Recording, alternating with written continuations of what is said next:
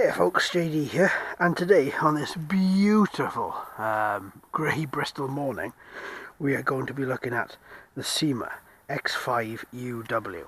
So as we saw in the unboxing, we saw us attach the Wi-Fi camera, the sprigs were already attached, we saw us look at the battery, SD card in the camera, and we just basically looked at the whole rest of the quadcopter as well.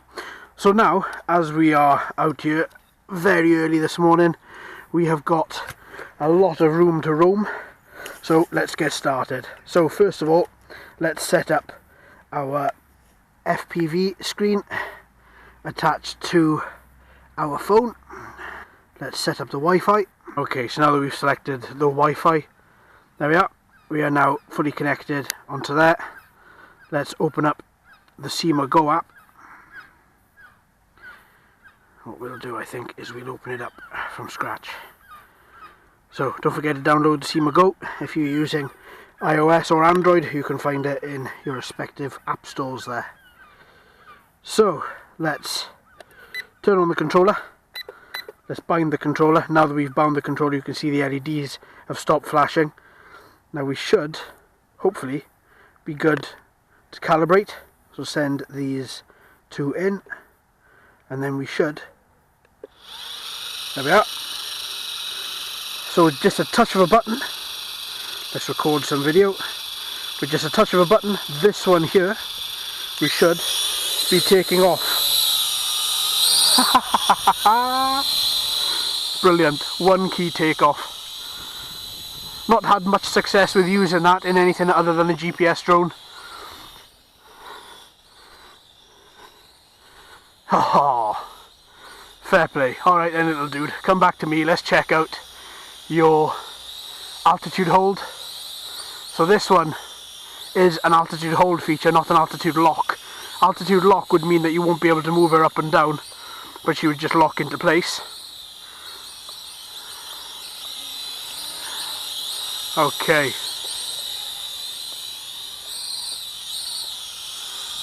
There she is.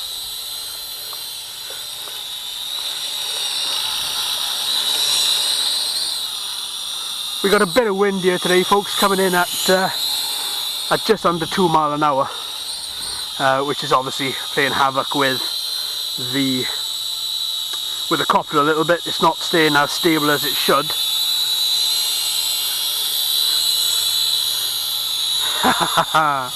She does like to move forward, so with this in mind, let's just take her around a little bit. Let's up the speed now. This is intermediate, just with a click of the right analog button and we're off to intermediate mode. And intermediate mode is so much quicker than your standard mode. Oh. So there she is, sitting there with FPV. You can see she's looking at me. Hello there. So let's turn her around, bring her back around. Let's try her in advanced mode. So again, oh, I think that was advanced mode. Okay, look at that. As with a lot of SYMA copters, she is very, very quiet. Alright, so we saw some fantastic little features there of the SYMA to begin with. So let's have a quick little look then and see if there's anything else that she will give us, because I'm pretty sure that she will do a flight plan.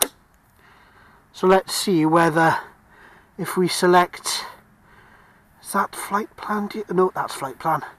So what we'll do is we'll just do a simple straightforward line. This is what we had with the MJX that we looked at a couple of months ago, and this is something that didn't work. So let's just bring the calibration in, and then there we go, up she goes. That was a manual takeoff this time, not using the auto takeoff function. So hopefully we should, if we leave her in altitude hold mode, we should just be able to draw a straight line. Nope. Now, just to say, this isn't a real downside on this copter. I haven't had much luck with doing this with anything else other than GPS copters. So let's try it again. No, just in case this is going the wrong way and I'm doing it, let's try it that way. No, just got the breeze pushing her again there, so that's not something that she likes doing. So let's turn her up then to intermediate mode again. Let's really get her going a nice little speed there. God, the difference between normal mode and intermediate, or normal and advanced, is quite staggering. Okay, let's bring her back. There she comes. Oh, that's beautiful. Now, as we've got a lot of grass over here, let's take it to a part where we don't have as much, and let's see whether we can bring her down, because I'm quite concerned about the long grass and those spinning blades, because obviously we don't want to get any grass caught up in the blades. So let's bring her down and let's use the auto land feature and see how well she does that, because it doesn't go back to your takeoff point, which is pretty good. So let's bring her down to this empty car park, and now let's just make sure that there's nobody here. Have a quick look. No. Okay, let's auto land her. Wow, that is that's quite a landing. It's more like auto tumble than turn off the motors. But no, she did exactly what she said in the tin. She did automatically land. Yeah, can't fault that at all. And auto takeoff, once again, can't fault that. She takes off, she gets to an altitude and she holds. Obviously, if you've got a slight breeze like we have here today, that might start to move the copter one way or other, so get ready on your right analog stick there, just to ensure that you can pull her back into a correct position and she doesn't go flying off. So, back to our stump. Let's use the auto takeoff again.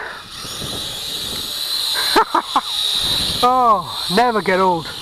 It never gets old. So now that we're up there, we're still recording some nice FPV. Obviously there's not a lot of very nice, it's not a very nice day today, so you're not going to have some nice aerial views of Bristol. But, you know, you can have a nice little view of our testing grounds here. Okay.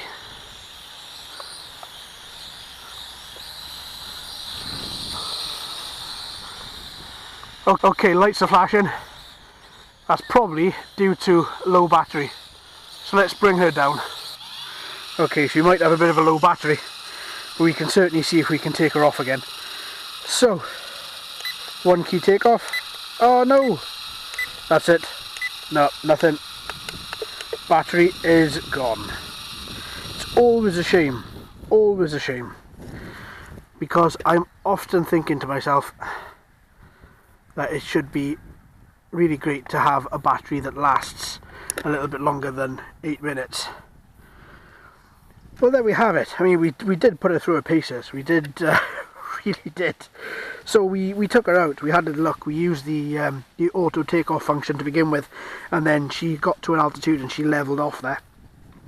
We then took her around, changed modes into advanced. Flew around. That is a lot quicker, so you might find that the beginner mode is too slow, but you might find the advanced is too fast as well. But either way, if you are going too slow, change up to advanced. Obviously, as long as you're able to control it, that should be fine. Using the Wi-Fi camera there, we took quite a lot of FPV shots. So we're going to have quite a lot of shots of the park here. Nothing too exciting, I'm afraid, but the sky is far too grey to be taken her up, and obviously there is that little breeze, as you can see there on the leaves. The transmitter to hold her was fantastic. Didn't feel too big, didn't feel chunky, didn't feel heavy like I thought she was going to. Yeah, worked really well. These buttons and the transmission to the quadcopter, flawless, absolutely flawless. Every single button you push, every single mode you enter, it just automatically takes over for you. I didn't use the photograph or the video buttons here because I used them directly on my smartphone. Another thing to watch out for, these landing skids, there's not a lot of clearance between the blades, skids, camera. So when you are auto landing her, I had to take mine over to the car park and land her over there, because the grass here, even though it's very short, that would be far too long and you'd end up getting grass caught up in the blades, and therefore you'd end up damaging the motors. So these little motor guards, very, very useful. As you can see, there are some marks on them from the grass and from the ground. There's a couple of scratches probably from the concrete. With auto land as well, it's not nice and graceful because there's no GPS that's tying it in that shows it the altitude and shows how far it is away from the floor. It does come down with a bang, but the motors do turn off, so just be careful. Just make sure that there's no damage to the quadcopter before you take her down, otherwise that damage could get worse. So all in all, yeah, fantastic, really, really enjoyable, really light. I think this new style SYMA copter is fantastic, really good. It also feels, even though it's the upgrade of the of the X5, it feels brand new, it feels fresh, and I like that a lot, especially with this new added battery. So instead of you having to open the battery bay underneath the camera, get to the battery and use little tweezers or something to unplug the cable before you pull it out, it's all self-contained. This should be on more toy grade copters. Okay, they've got them on the Phantoms, they've got them on the large copters, but they should be on more of the smaller copters as well. So yeah, all in all, highly recommend it. Beginner, intermediate and advanced. Absolutely advanced, you can have a load of fun with it. One thing to note, flight plan didn't work. Tried a couple of different ways, took her up to an altitude, then tried flight plan exactly as it says in the manual. That didn't work. Tried it in a different direction just in case the forward was actually it going to the side, and no, that was just the breeze pushing it. So a bit disappointing, but I haven't known it to work on other toy grade copters either. Only with GPS have I known it to work, where it can properly point out where it has to go with coordinates. So there we are, folks. Hope you've enjoyed. Thanks for watching and listening. I've been JD. Please subscribe if you haven't already. That'll just ensure you stay up to date with all the updates. All these videos have been uploaded. We're now up to a 3 video schedule per week. Hopefully in the new year move into a 4 video schedule, so we'll see how that goes.